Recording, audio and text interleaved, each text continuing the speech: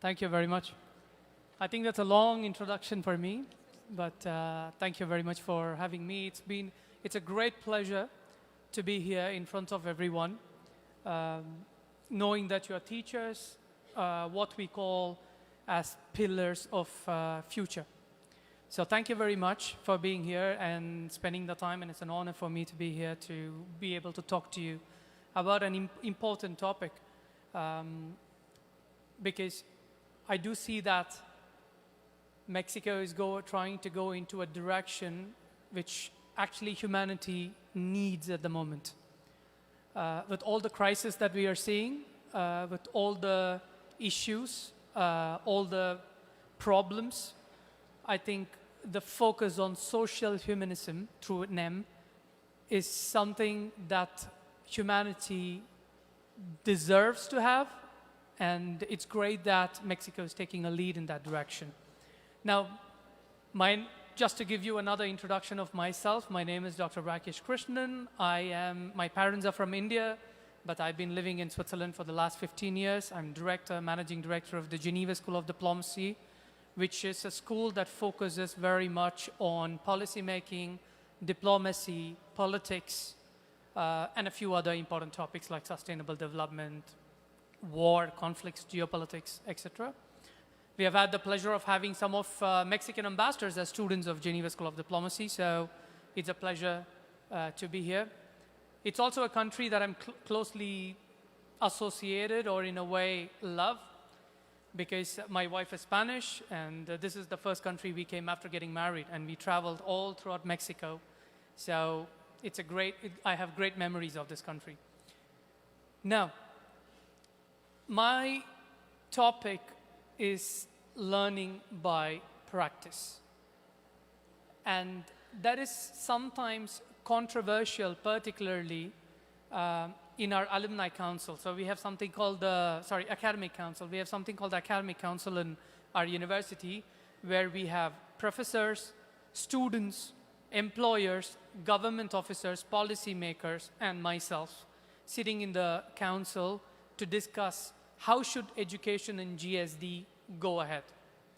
And it's a controversial topic because whenever we talk about practice, we have professors immediately jumping and saying, no, we should stick to the conventional ways.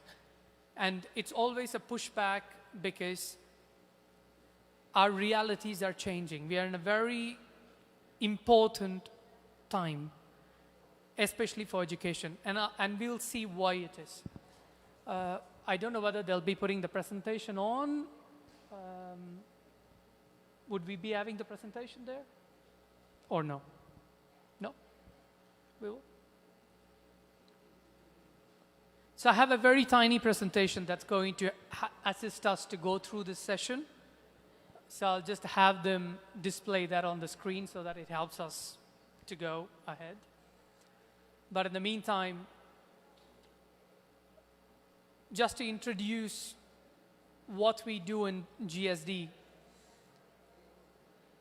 What we do in GSD is basically we have I represent higher education, so we are doing bachelor's degree, master's degree, executive programs, training programs, doctor programs in diplomacy, international relations. So if you're thinking about UN, foreign service, even private sector, NGOs, we have our students going to these institutions. So that's our bread and butter. This is what we do.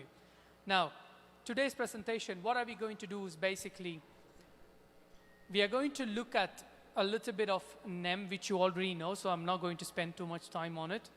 But my parents are from India, and I also have some experience in India as well. So what I'm going to try to do is to take common best practices in some countries like India, Rwanda, Uganda, and a few other countries, because the main aim of this presentation that I'm doing is not to just come and tell you, great news, we are all doing great, we are all fantastic. My idea through this presentation is to kind of find common points among other countries who have tried to go this path a little bit earlier, and try to see what are the good points in that, and what are the points that Mexico as a country that has this very ambitious project has to be very careful about. And try to have some recommendations. I'm going to be trying to bring in two factors here. One is my background in India and my connections in India and my experience in India. And then I'm also going to try to bring my background as a managing director of a school in Switzerland. What do we do there? And try to compare and make sure that it aligns or it challenges what you're trying to do. So this is my idea, and this is what we are going to do. I am not sure why it's taking a little bit more time for the PPT.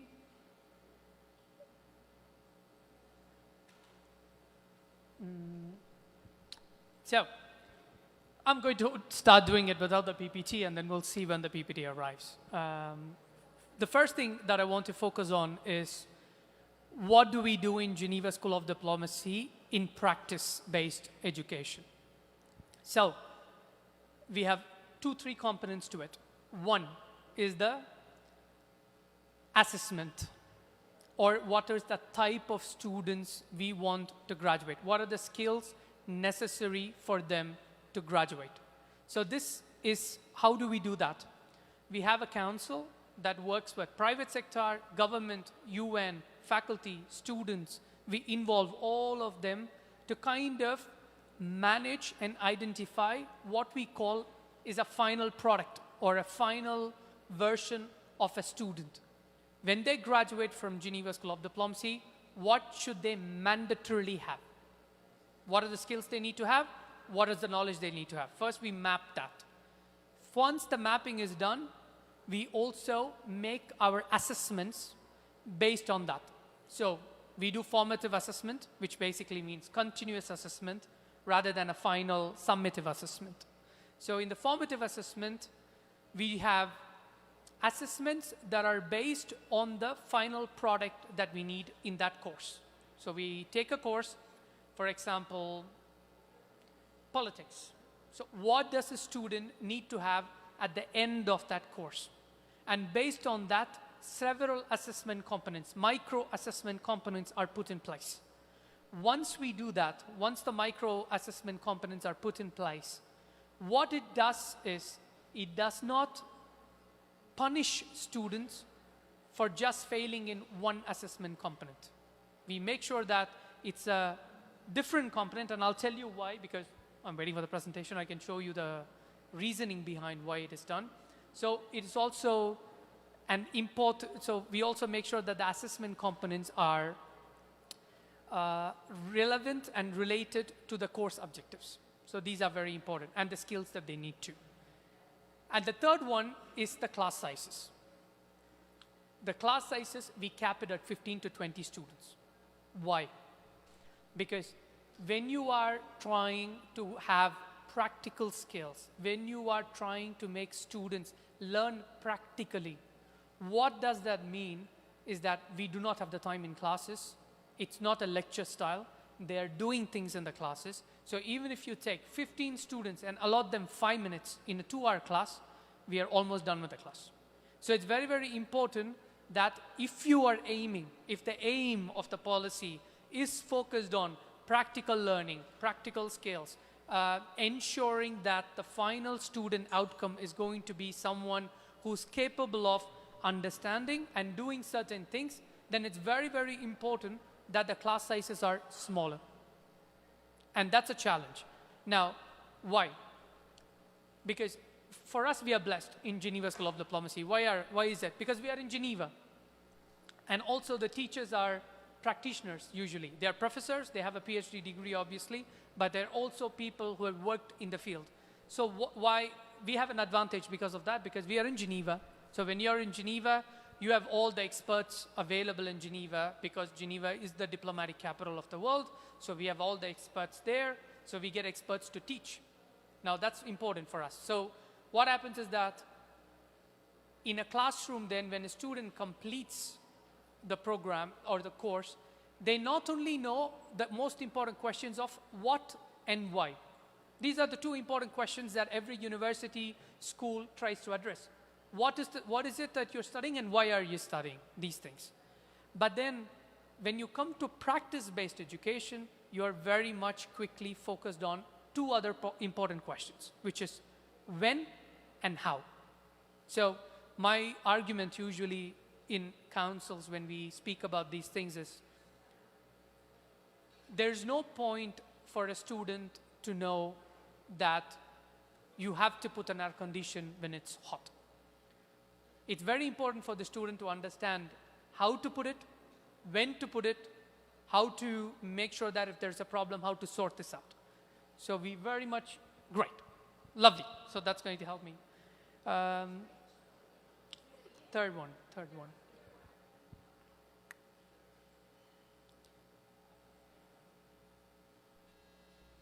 Great, so that's the slide we are in. So we are looking at teaching method, assessment, and faculty. These are three things that ensures that we are able to provide practical education to students. Slide 4, please.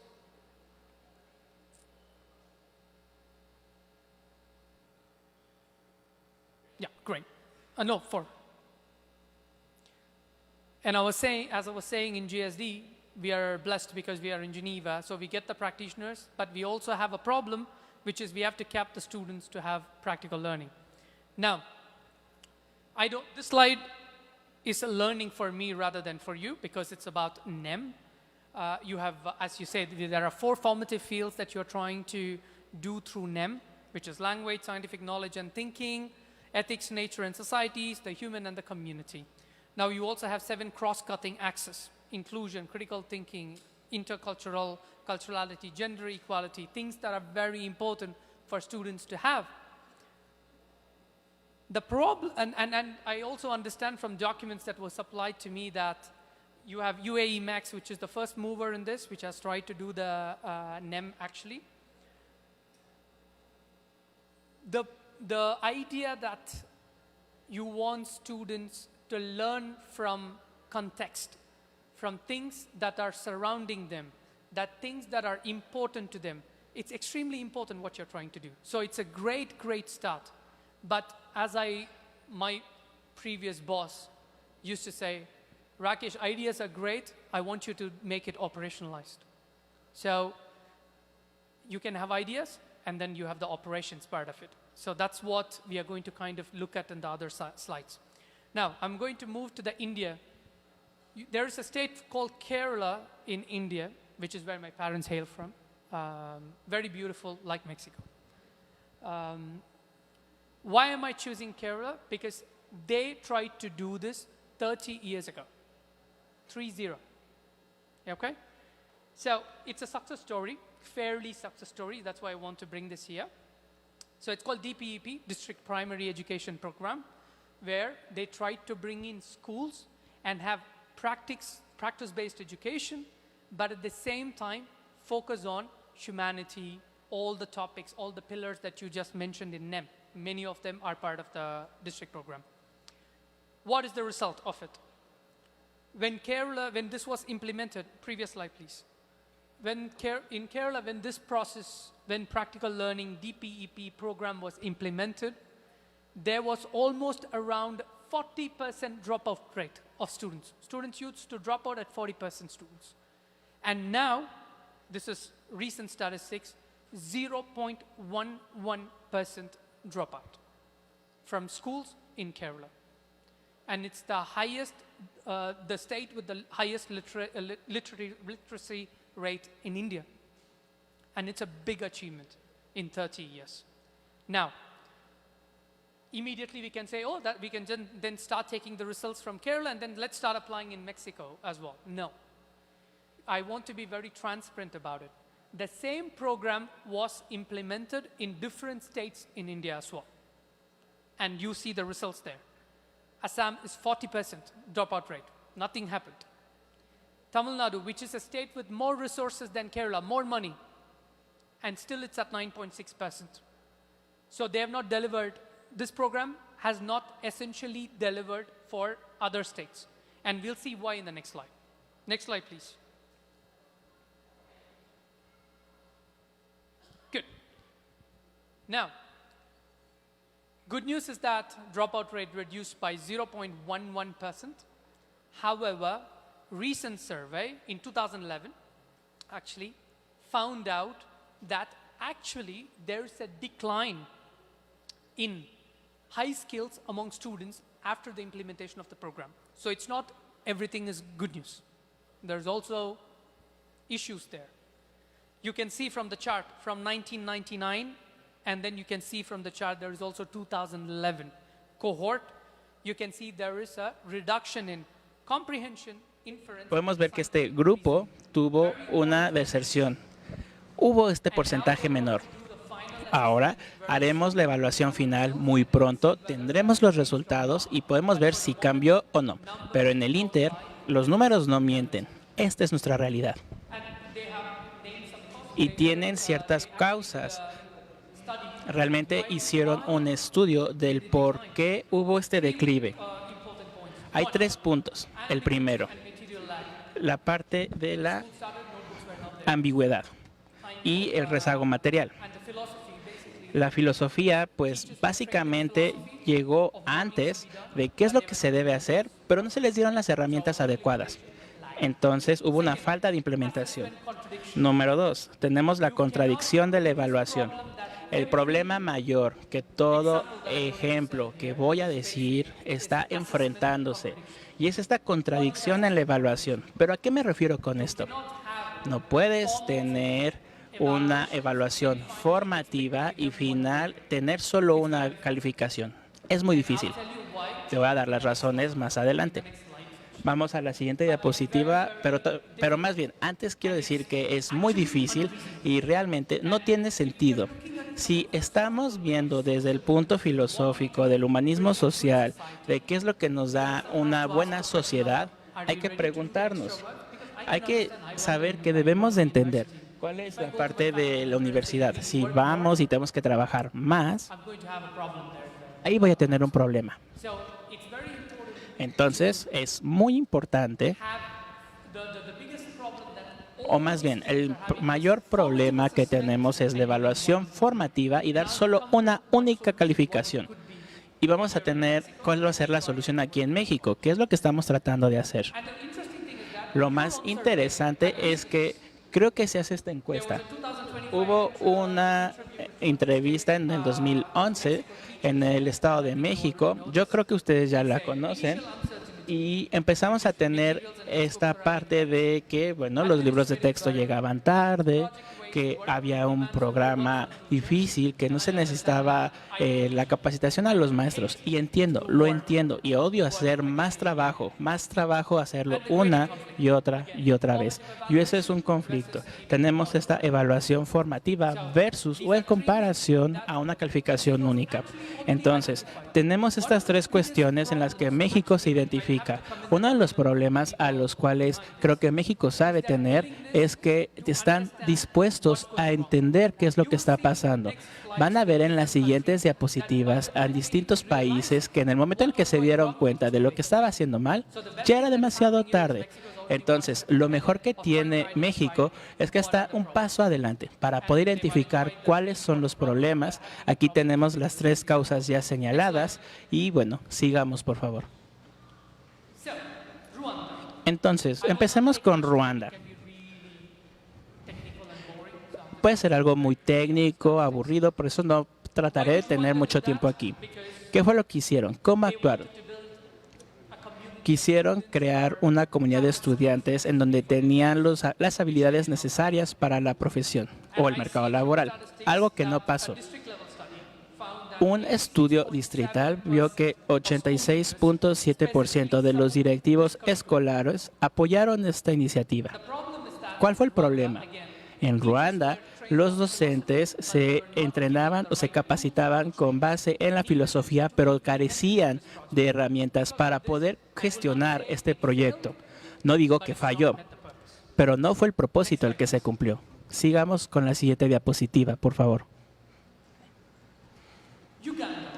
¿Qué pasa con Uganda? Es otro país que tiene este pasado colonial. Querían quitar ese sistema educativo colonial e implementar algo nuevo. Implementar algo a base de la práctica que presentaba construir a los estudiantes mientras hacen el trabajo. ¿Qué es lo que pasó? se dieron cuenta que el 59% de los docentes seguían redactando preguntas memorísticas de orden inferior, de exámenes anteriores, de este tipo de evaluaciones. Realmente nada cambió. ¿Pero por qué? Hubo una falta de capacitación. Sí tenían la filosofía, pero no tenían las herramientas para implementarlo. Mismo problema que tuvo Uganda, lo tuvo Ruanda. Siguiente diapositiva. Algo que también quiso hacer algo similar. Quisieron hacerlo a nivel primaria y fue Tanzania. Ahí, ¿qué fue lo que ocurrió? Tenían los recursos, tenían el dinero invertido ahí y debido a ello fueron buenas noticias. Del 28.6% llegó al 70.5% en el 2006, que es un cambio increíble. Sin embargo, después de 2 años, el gobierno cambió y después los recursos empezaron a faltar. En el momento en que ya no había recursos, se quebró de manera inmediata. Pasó ahora a un 49.4%. Y ahora estoy en Tanzania. He estado en Tanzania más bien, en varios estados, en Dar es Salaam, por ejemplo, en Shinyanga, y he visto esta capacitación de financiamiento estaba bien. Por ejemplo, en Dar es Salaam tenían una calidad fantástica y tenían estos recursos y la reinversión no iba. Y entonces podíamos empezar a ver los problemas cuando ya no había esa reinversión. Es algo muy importante. Ahora, la siguiente diapositiva, por favor. Esto es un cuento, vamos a llamarlo así.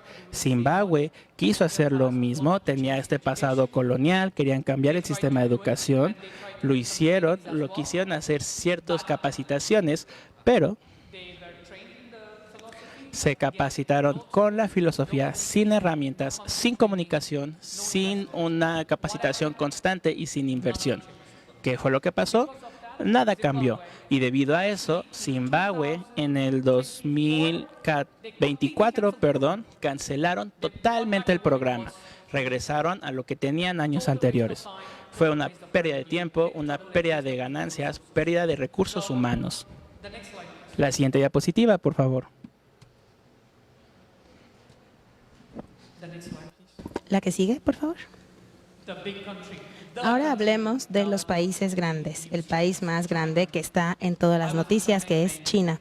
Los visité en el mes de mayo. Fui como un invitado del gobierno y tuve la oportunidad de interactuar con muchos estudiantes y con miembros del magistrado, administradores de facultades y universidades. Es bien interesante porque China también quería hacer algo similar y lo intentaron hacer también y fueron casi que exitosos en ciertas ciudades. Pero cuando vas a las ciudades internas donde los recursos no están asignados, donde la capacitación continua no existe, también están enfrentándose a los mismos problemas. Sin embargo, están haciendo un muy buen estudio en este momento.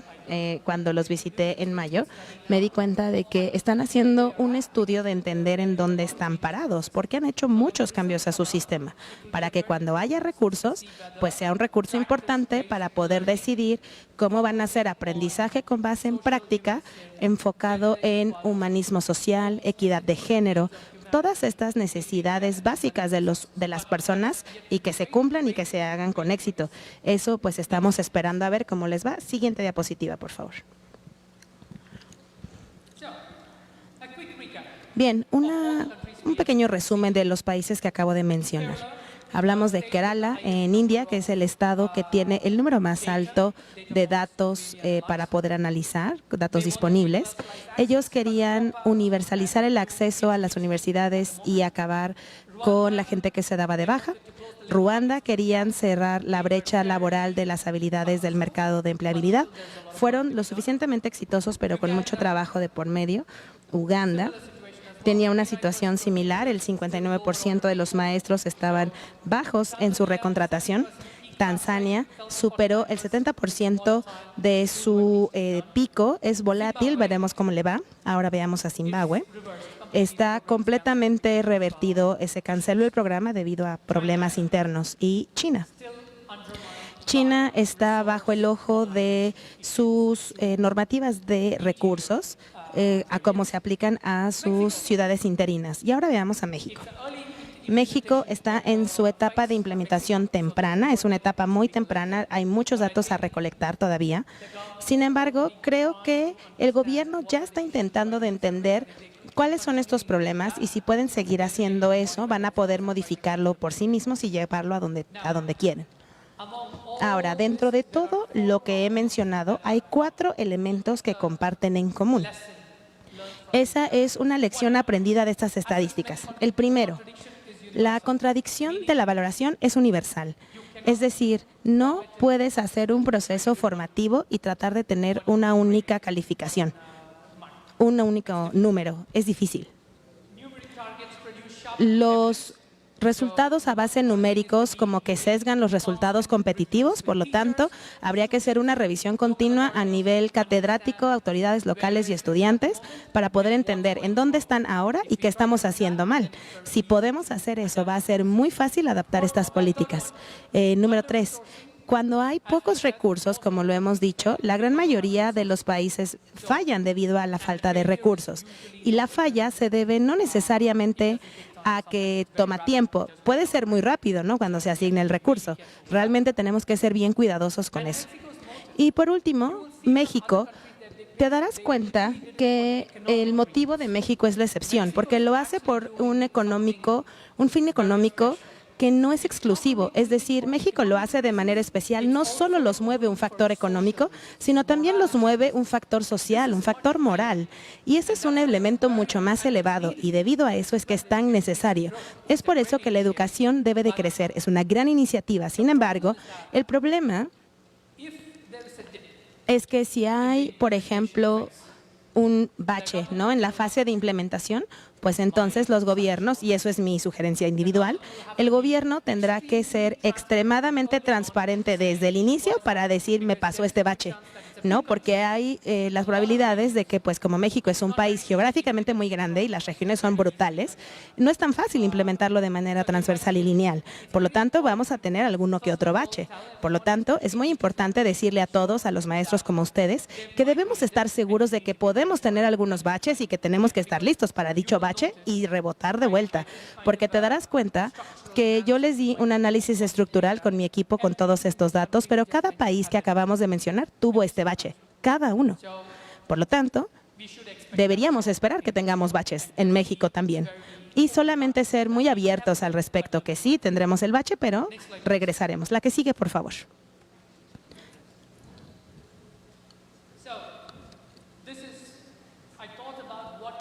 Ya les dije lo que podíamos hacer a modo de recomendación. Estas son unas de las recomendaciones que me vinieron a la mente de qué hace el gobierno mexicano y qué pueden hacer en el Estado, en su estatus actual. El primero es resolver la contradicción de la evaluación. Primero que nada, lo cual es más importante, lo primero que podemos hacer que suceda es que ya tengan un consejo a nivel estatal y este consejo puede emitir recomendaciones sobre cómo pueden traducir esta evaluación a un punto numérico, ¿no? Esto es supremamente importante. ¿Por qué? Porque si no hacemos esa traducción y le pides a los maestros que hagan una evaluación descriptiva constantemente, entonces 100% te garantizo que va a haber sesgos personales, porque somos seres humanos. Por lo tanto, se me va a gustar los primeros 20 estudiantes que saquen 10 y que me respondan todas mis preguntas y voy a ser muy amable con ellos, pero eso no se va a deber porque yo deba de ser amable, ¿no?, con ellos, sino se debe que soy humano y así reacciono.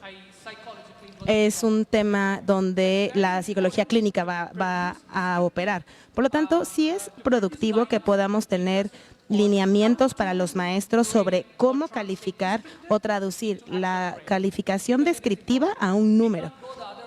No lo podemos hacer en reversa, es decir, no podemos tener solamente una evaluación descriptiva porque se quieren ir al extranjero. No, van a necesitar un número y necesitamos darles ese número. La capacitación de los maestros en un modelo institucional real, porque ese es un tema de recursos. Es extremadamente importante capacitar a los maestros de manera continua, no solo una vez, sino de manera continua. Y hablaré de eso, cómo podemos hacerlo más adelante en mi diapositiva. Otro punto. Todos somos seres humanos y queremos que nuestro tiempo sea remunerado. es bien importante, porque si estás tratando de adaptar a algo, como por ejemplo la educación práctica, la evaluación, todo te va a tomar tiempo. Y este elemento no va a ser un único examen, no vas a hacer que 100 personas te llenen un formato y poniendo palomitas y taches, lo que necesitas es tiempo. Así que en ese sentido, si por alguna razón no valoramos el tiempo de los maestros y se les compensa en proporción al tiempo invertido, pues entonces no puedes mantener la motivación para continuar con este proceso. Por lo tanto, es de vital importancia que encontremos la manera de promover que los maestros hagan esto bajo un tiempo remunerado. El siguiente punto es tratar el tamaño del grupo como un tema de recursos, y esto tiene que ver con lo que hacemos en Ginebra. Si quieres aplicar un modelo con base en práctica, no puedes tener 60 alumnos. Es imposible, no funciona, no se puede. Por lo tanto, necesitas tener la capacidad de dividir ese salón en partes, o tú deberías de encontrar métodos de evaluación que le permitan entonces a 100 alumnos ser evaluados en práctica de forma práctica. Como alguien que ya estuvo en nivel de educación, yo no lo he encontrado. Si resulta que tú eres el descubridor de este proyecto, me mandas un correo, me urge saber cómo le hiciste, porque no lo hemos logrado.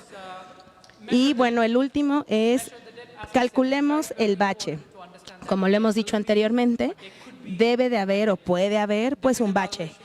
Dependiendo en el desempeño del examen o del desempeño, es importante que el Estado esté listo para hacer frente a dicho bache, y si no están listos, pues la gente pierde motivación y es ahí donde se pierde el programa. Siguiente diapositiva, por favor.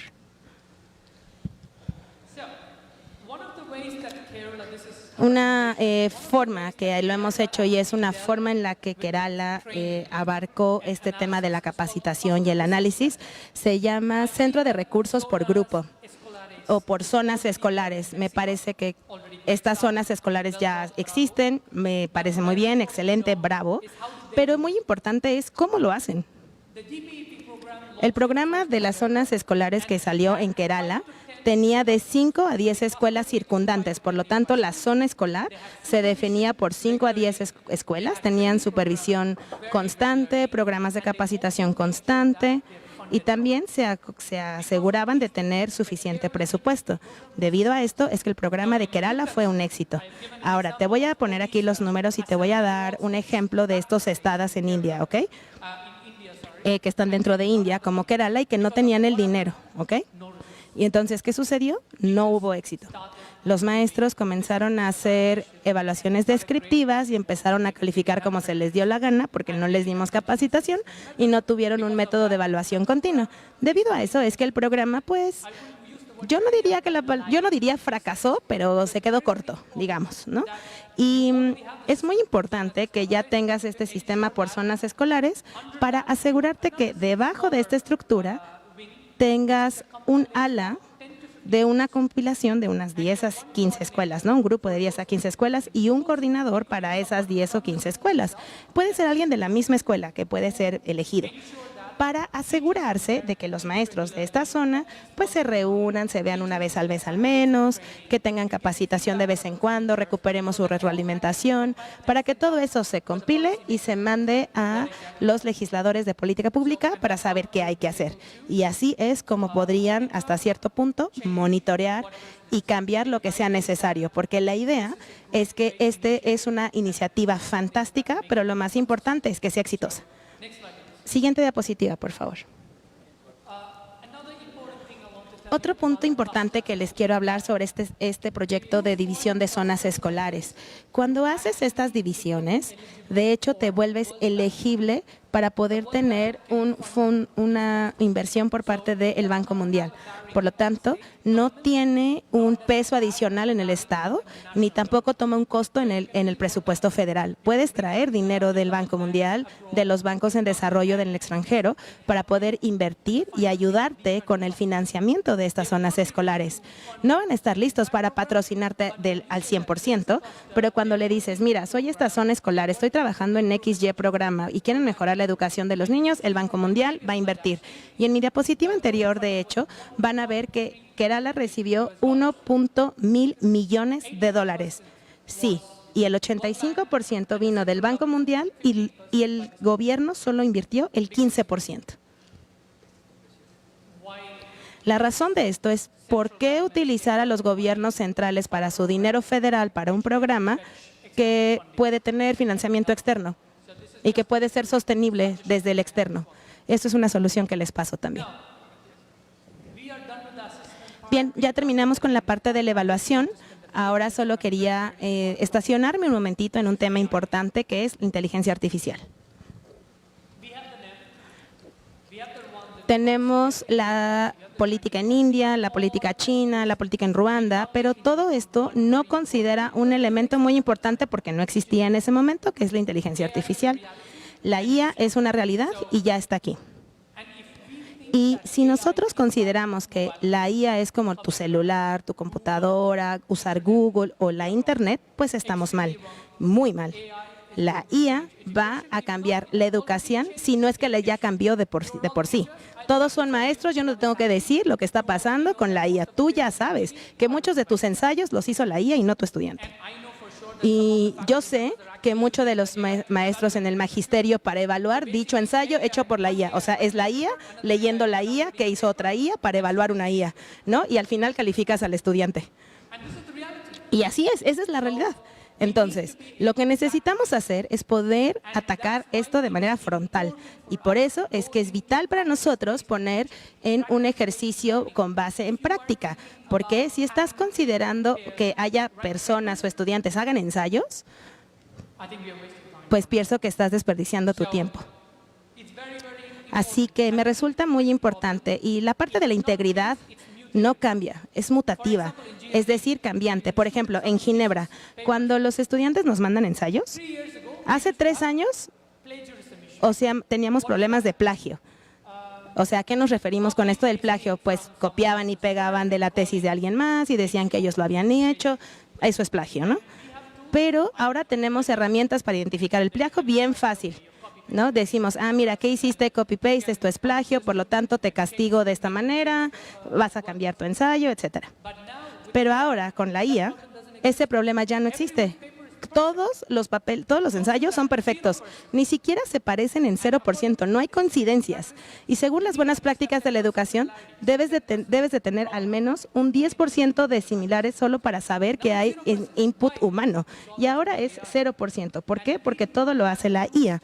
Y no tenemos capacidad de poder detectar quién lo hace a través de IA. Esa es la realidad. Esa es nuestra brecha.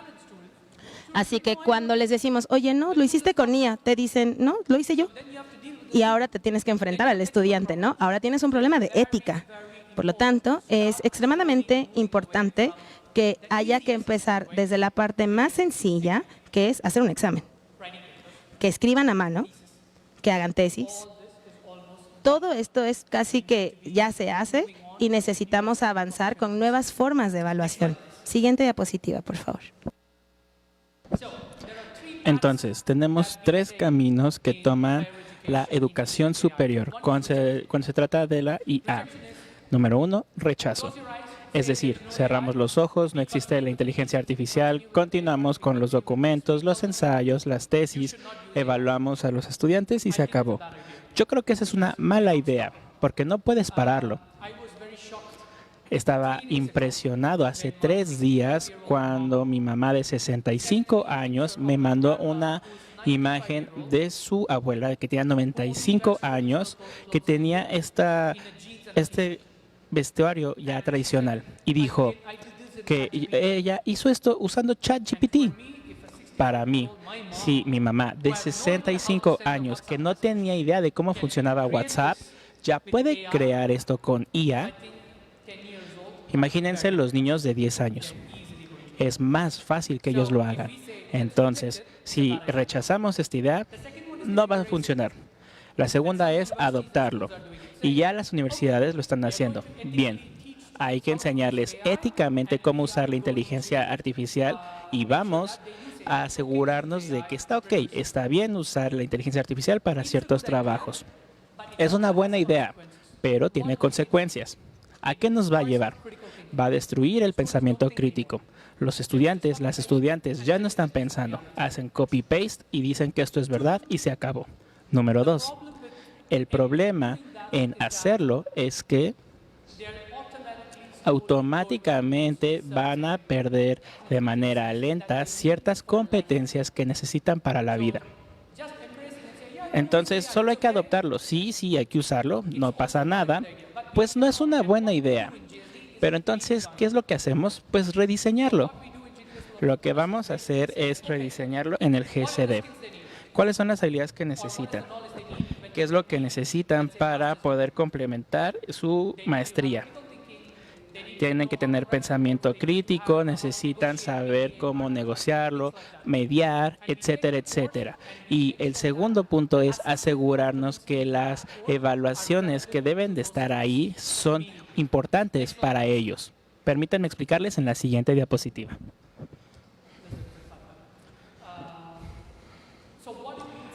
Lo que quiere decir es que los estudiantes se están evaluando con una serie de habilidades que más bien necesitan para completar un curso. Es no solo el conocimiento, no es solamente memorizarlo, solo hacer el pensamiento, hacer exámenes y tener un 10. Y esto me lleva a este paso. Porque es importante tener distintas formas de evaluaciones con distintos métodos y también porque es importante hacer esta evaluación continua y el aprendizaje práctico. Este es un programa que tomé como ejemplo y es interesante. Una prueba, es decir, no le puedes decir a un tigre, delfín, elefante, pez, una foca y le puedes decirles, tu primer examen es general para todos. Todos ustedes tienen que trepar ese árbol. No esperes que un elefante pueda trepar un árbol. No puede. No podemos decir que un delfín pueda saltar e irse al árbol. Lo más importante es que nosotros estamos intentando hacer algo filosófico que se necesita para la humanidad en este programa. La primera pregunta es, ¿somos correctos con los estudiantes? ¿Lo estamos haciendo bien? ¿Qué estudiante puede ser bueno en el habla? ¿Quién es bueno en la escritura? ¿Quién es bueno en tomar exámenes? No podemos tener a todos los estudiantes tener el mismo examen y decirle, tú eres el número 1, tú eres el 2 y tú eres el 3. Así no funciona. Lo que necesitamos hacer es entender cuáles son las habilidades y los conocimientos que los estudiantes necesitan, mapearlos en un método de evaluación y tienen que ser mínimo 3 o 4.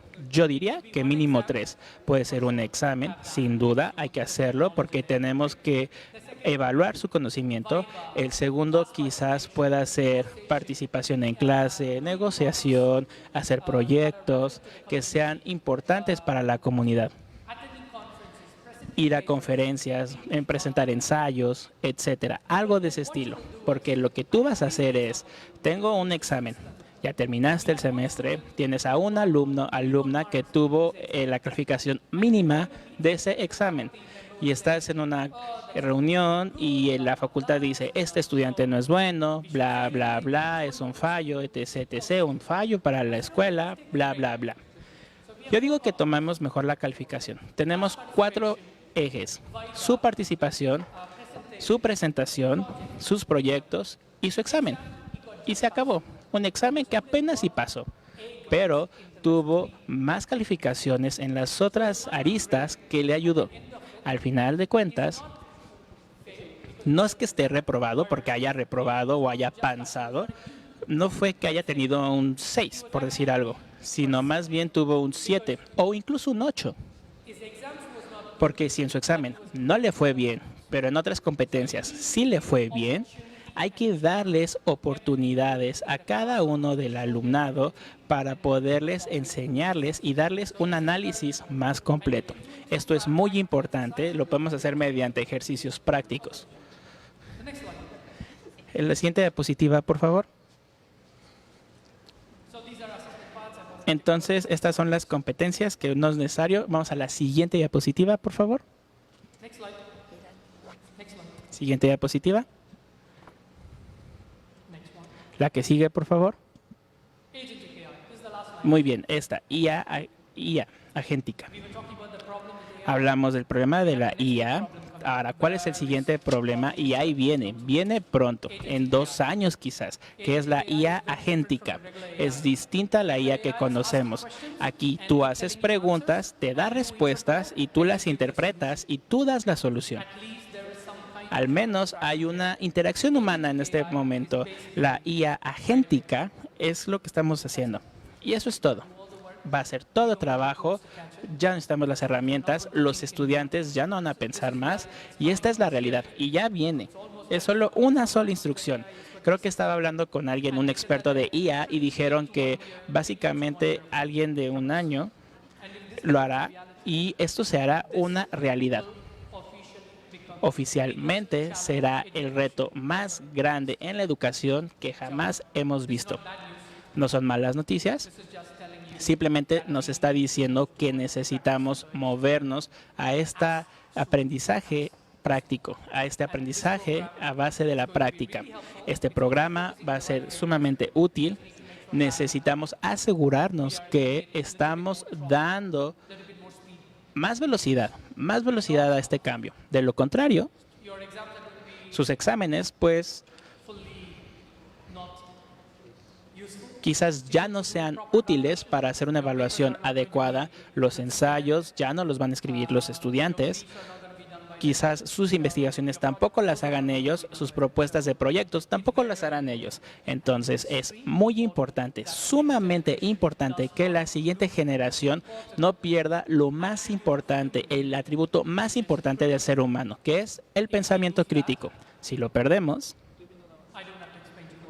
ya no les tendría que explicar qué es lo que va a ocurrir. Mi temor es que las instituciones de educación superior y las escuelas no se vayan a adaptar a esto, se van a ir a ralentizar, van a ir hacia abajo. ¿Y por qué? Porque su forma de evaluación es con base a documentos que se hacen generados por una inteligencia artificial que solo se le da una instrucción. Se le está perdiendo la fe en la educación por todas estas cuestiones que estamos explicando. El Elon Musk que estamos viendo. Es muy importante mantener el rastro de la educación. Vamos a la siguiente diapositiva, por favor. Como les estaba diciendo, me parece que el Estado de México creo que está muy por encima de los países que he mencionado, porque ya están muy por encima de las evaluaciones con sus maestros, a través de tener zonas escolares a su manera, ¿no? Me parece que es extremadamente importante que sigan con este trabajo. Y lo más importante es, como un punto clave, y con esto cerraré mi participación, es la evaluación, la cual va a ser muy continua. Y que eso no simplemente nos va a llevar a un único componente. Número 2 es el financiamiento. Hay que asegurarse de que los maestros estén bien capacitados, que encuentren que todo este tiempo adicional que van a invertir pues también esté remunerado de alguna manera. Y lo más importante, y el tercer punto, es asegurarse de que los países, la gente y los gobiernos estén listos para enfrentar los retos a los que se van a enfrentar, para poder tener este programa de evaluación continua de su propio programa. Si estos elementos los podemos hacer, tengo cero dudas de que este programa va a ser un éxito.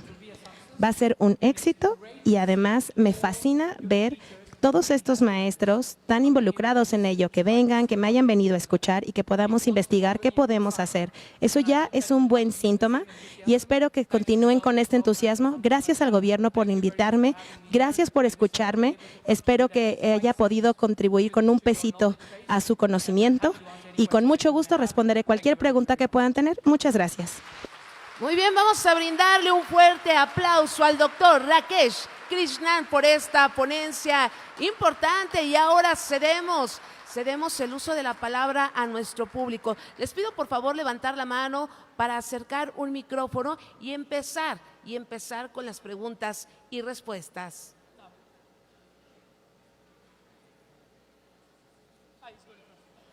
Muy bien, de este lado ya tenemos preguntas. Por favor de acercar nombre y de dónde vienen. Estamos listos. Muy bien, de ese lado tenemos la primera pregunta. Adelante, maestra. Creo que está, ya. Muchas gracias. Primero agradecerle al ponente, ya no lo veo. De ese lado. Muchas gracias por esta explicación tan clara. Me voy a salir porque creo que ni él me ve ni yo lo veo. Y entonces agradecerle su experiencia en Suiza, Ginebra, en la India y en todos estos países que usted nos presentó. Definitivamente estoy convencida que el magisterio, no solo del Estado de México, sino del país, es el mejor. Realizan cosas con menos condiciones que, ¡guau!, me sorprende el magisterio del país, pero en específico del Estado de México. Yo quisiera preguntarle, en su experiencia, ¿a qué debe de apuntarle más recurso el gobierno? Es decir, ¿es la profesionalización docente? ¿Será la infraestructura, el equipamiento, la tecnología? Porque la IA, como usted bien lo refería, va a pasos agigantados y nosotros, que olvidé presentarme, María Guadalupe Tapia Díaz, de la Escuela Normal Superior del Valle de Toluca, como encargados de esta formación docente inicial, pues decimos, estaremos preparando bien a estas generaciones de docentes desde preescolar, primaria, secundaria, ¿o qué nos falta? Entonces, si usted fuera el encargado de la educación, ¿qué recomendaciones haría para que el recurso que tenemos en el país, que si mal mis cifras no me fallan, de acuerdo a la UNESCO y a la OCDE, es de 3.6 del Producto Interno Bruto, muy por abajo del nivel que marca la OCDE. Entonces, ¿en dónde aplicar estos recursos para que este bache lo pasemos mejor? Y agradecerle al Gobierno del Estado de México, por supuesto, que nos traiga este tipo de conferencias magistrales, porque eso significa que se preocupan por nuestra preparación. Muchas gracias. Thank you. Gracias a ti.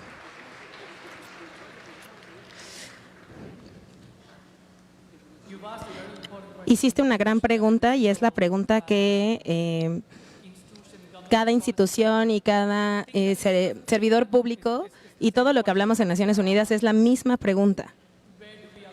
¿Dónde asignamos los recursos? Primero que nada, los recursos siempre van a ser muy limitados.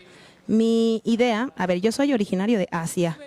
La forma suiza de hacer las cosas es ¿cuánto necesitas? 3, toma 3. 4, toma 5 y me avisas qué haces con el cambio, ¿no? Eso no nos funciona para cada región porque Suiza es muy pequeño y Ginebra, para bien o para mal, tiene muchísimo dinero. Entonces, esa forma no funciona. Pero yo soy más al modo asiático. En el modo asiático no necesitas que tener mucho dinero para hacer un impacto en el planeta. Por lo tanto, lo que yo les diría es, intentemos, primero que nada, capacitar a los maestros, porque es ahí donde está el conocimiento. El punto más importante es entrenar no solo en la IA o en el uso de la IA, porque de hecho todo el mundo está enseñando la IA ética, entre comillas, ¿no?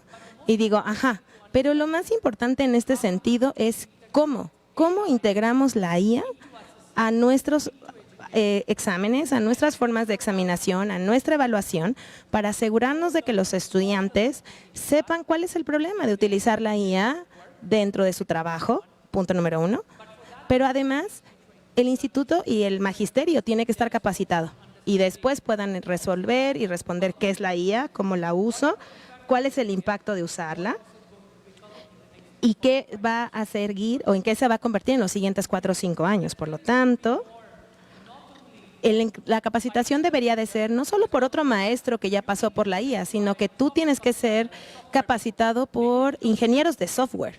Ellos tienen que venir a ti. Lo estamos haciendo así. En los siguientes 10 años la IA ahora va a hacer esto y aquello y te tienes que preparar. ¿Y cómo te puedo enseñar? Esto tiene que ser un trabajo interdisciplinario. China lo hace muy bien, de hecho. Ellos tienen una práctica en comunidad donde tienen a la empresa de la IA, al magisterio, a los ingenieros, a los servidores públicos, y estos grupos se reúnen para hablar de qué es la IA y en qué se van a capacitar después. Por lo tanto, es muy importante que esto suceda y eso no requiere mucho dinero, ¿eh? Eso solo requiere pues un poquito de dinero, pero de hecho requiere mucha voluntad porque necesitas hacerlo. Por eso yo te decía que se dividan en zonas escolares, porque yo no creo que ningún gobierno en ningún lado, mucho menos el gobierno mexicano, tenga la capacidad de capacitar a 2,000 personas cada mes por región. O sea, es imposible hacer algo así. Por lo tanto, es muy importante hacerlo a nivel micro. 10 escuelas, 15 escuelas, un único coordinador, y ese coordinador va a Ciudad de México y luego regresa y ellos entrenan a esos 10, 15 otros colegas, luego generan su reporte, lo mandan arriba, etcétera, etcétera. Creo que así puedes reducir los costos, pero además puedes maximizar la eficiencia. Si quieres entrar así a las masas, creo que ahí sí te va a costar mucho dinero y yo no creo que haya muy buenos resultados como el resultado de haber invertido mucho dinero de golpe. Creo que hay que ser muy eficientes. Gracias. Muy bien, muchas gracias. Les pido su pregunta muy concreta, por favor, para que podamos tener mayor participación de maestras. De ese lado, por favor, ponerse de pie. ¿Quién ya tiene el micrófono? Adelante, maestra.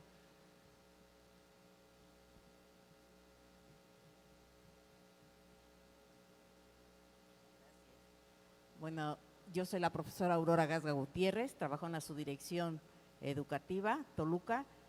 Y mi tema es, tú hablaste de baches y en mi carrera educativa veo un bache en los derechos humanos, ya que coartan la libertad para el trabajo docente, porque hablamos de transparencia, justicia y respeto. Pero mi pregunta va en esto, ¿qué opinas del desarrollo de competencias en los alumnos? Porque no se les daría la libertad educativa que solo busca el apoyo del plan de estudios en el que nos basamos los docentes, pero vemos que perdemos los valores humanos. ¿Qué podríamos hacer?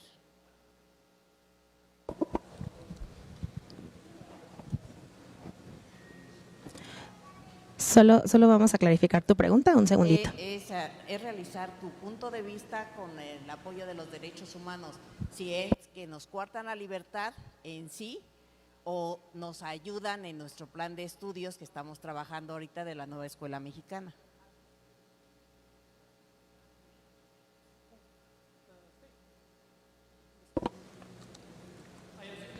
Bueno, voy a asumir, si me estás preguntando si el Estado ya lo está haciendo, entonces voy a responderte de una manera híbrida. Creo que debería de ser híbrido, porque todo lo que dice el documento es que los derechos, esto se piensa para que ustedes tengan la libertad de qué enseñar y qué evaluar, ¿no? Esa es la premisa. Y eso me parece muy bueno, sin embargo, no considero que sea la idea más brillante que hayamos tenido, y te lo digo de verdad, ¿eh? Si te digo con sinceridad qué pienso yo, es que tener cierta habilidad y cierto conocimiento que los estudiantes tienen que tener para cada clase es importante. Asegúrate de que estén alineados perfectamente, que estén bien definidos, bien claros y que los maestros sepan qué hay que hacer. Ya después de eso, le damos a los maestros un pesito de libertad para ver cómo se ve eso en sus contextos locales. Y entonces nos pueden decir los retos a los que se enfrentan en su sociedad, en su comunidad, para ponerlo en el plan de estudios, para que se vuelva un enfoque híbrido. Así, los estudiantes pueden no solo entender qué habilidades esenciales y conocimiento tienen que tener, sino el contexto local a nivel local, ¿no? Locales, problemas locales, retos locales, y así pueden estar más informados de sus propios problemas, que es lo que ayuda de última cuando quieres defender tus propios derechos humanos. Ahora, yo espero que esto responda a tu pregunta, pero me parece que a lo mejor me estás preguntando algo más, que si me lo puedes clarificar No, para que sea prístinamente claro, te lo agradeceré. En ese aspecto estoy de acuerdo, pero aquí lo que tenemos nosotros como docentes es que cuando nosotros queremos al niño ya no se le puede tocar, no se le puede decir, porque entonces a nosotros como docentes nos hacen de tiranos, nos acusan de violentar el derecho del estudiante. ¿Cómo podríamos, ya sé que es un bache educativo que tenemos ahorita, pero ¿qué opinión tienes tú ya he estado observando, bueno, de lo que comentas, que has trabajado con la educación, la Secretaría de Educación en base a la nueva escuela mexicana, estos puntos de vista, estos retos que nosotros como docentes frente a grupos se tienen? en cuanto a los derechos humanos. No podemos transgredir más allá de una norma ni hablarles fuerte porque dicen que ya lo estamos violentando.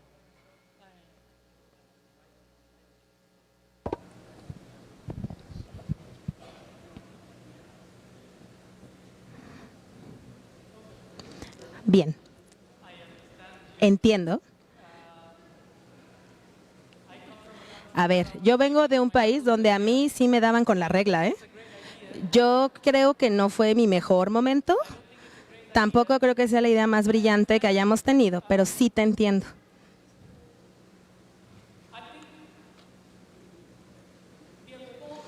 A ver, creo que ya evolucionamos como raza, ¿cierto? Para poder decidir qué está bien y qué está mal. Así que vemos que tocar a los niños, ser un poquito rudos con ellos, pues no se valora y no es bienvenido. Sin embargo, lo más importante hacer en este sentido, creo que debería de ser entender cuál es el objetivo de hacerlo. Por ejemplo, tenía un maestro de matemáticas y yo era terrible y me daba con la regla, ¿eh? Y no significaba que por cada reglazo yo subía de puntos, ¿eh? De hecho, reprobé esa materia. Entonces, ¿cuál es el objetivo? ¿Sabes? ¿Cuál es el objetivo de que me dieran un reglazo que me fracturó, de hecho, un nudillo? De hecho, lo recuerdo y se me enchina la piel de que no son mis mejores recuerdos de la escuela. Pero yo lo reduciría a ¿cuál es el objetivo? Créeme que te entiendo. Y con la generación Z en la universidad ha sido brutalmente difícil. De verdad, para cada catedrático, en cada reunión me dicen lo mismo que me acabas de decir. No me gusta, me hablan feo, me dicen tú no sabes nada, ya lo vi en la IA y yo estoy bien y tú estás mal, etcétera, ¿no? A ver, esta es una realidad y por eso es que necesitamos enfrentarla. Creo que lo más importante que yo te diría es explicar. Y que se refleje en su evaluación.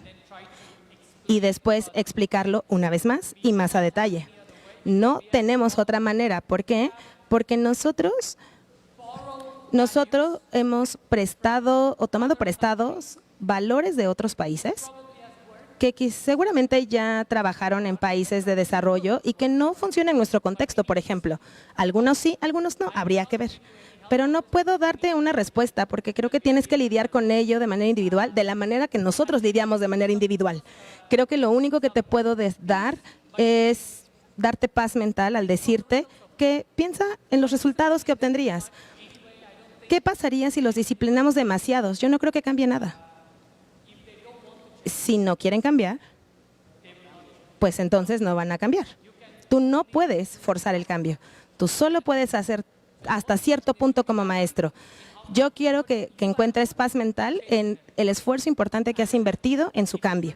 Si produce el resultado, y si una clase de 40 cambias la vida o ayudas a cambiar la vida de 20, yo creo que ya triunfaste y deberías encontrar paz mental y dormir tranquila en la noche. Gracias. Muy bien, muchas gracias. Tenemos una última pregunta, por favor. Les pido que sean muy concretos y pegarse el micrófono, por favor. Adelante, maestro. De ese lado. Buenos días. Izquierdo. De este lado. Buenos días. Actualmente soy director de un jardín de niños ahí en el centro de Toluca. Tengo a mi cargo 21 docentes frente a grupo, entonces es por ello que tengo una variedad de ideas y conocimientos que tienen las docentes. Entonces es por ello que sabemos que en México, en nivel preescolar, se evalúa cualitativamente, es decir, los niños y las niñas no se les pone una calificación con número, sino una observación o una sugerencia descriptiva. La pregunta es, ¿cómo puedo lograr que mis educadoras comprendan y vivan la evaluación formativa como un proceso permanente para tomar decisiones y mejorar los aprendizajes, y no como un requisito administrativo que se intensifica únicamente durante los cortes evaluativos? Gracias.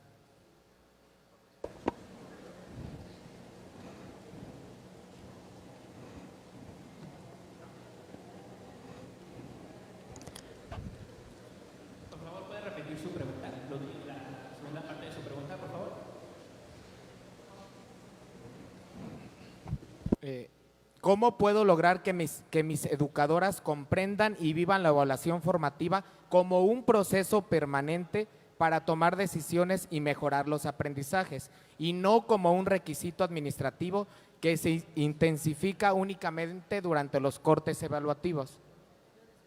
I'll be very honest. Te voy a ser bien sincero. Es que yo no soy un fan de evaluar a los niños en el kinder. Yo creo que van al kinder a divertirse, la verdad. Y yo creo que a eso deberían de ir.